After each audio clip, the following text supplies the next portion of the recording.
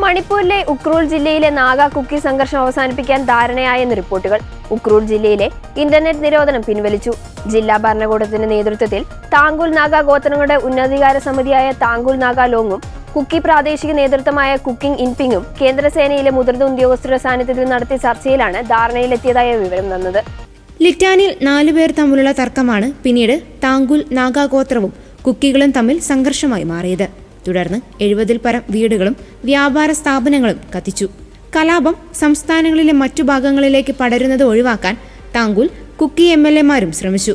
സായുധ നാഗ സംഘടനയായ national socialist council of നാഗാലാൻഡും കുക്കി സായുധ സംഘടനകളുടെ ഏകോപന സമിതിയായ കുക്കി നാഷണൽ ഓർഗനൈസേഷനും തങ്ങളുടെ ഗോത്രങ്ങൾക്ക് പിന്തുണയുമായി സംഘർഷത്തിൽ ഇടപെട്ടതോടെ വൻ കലാപത്തിനുള്ള സാഹചര്യമാണ് സംസ്ഥാനത്തുണ്ടായിരുന്നത്.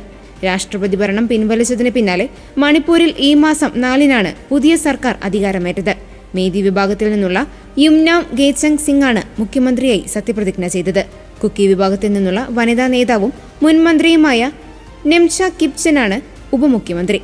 നാഗ പീപ്പിൾ ഫ്രണ്ട് നേതാവ് ലോസി ഡിഗോയാണ് 2ാം ഉപമുഖ്യമന്ത്രി. ഗോവിന്ദദാസ് ആഭ്യന്തരമന്ത്രിയായും ചുമതലയേറ്റിരുന്നു. ഇതിന് പിന്നാലെ വീണ്ടും സംഘർഷം രൂക്ഷമാകുന്നത് പുതിയ സർക്കാരിനെ സംബന്ധിച്ചിടത്തോളം വലിയ വെല്ലുവിളിയാണ്.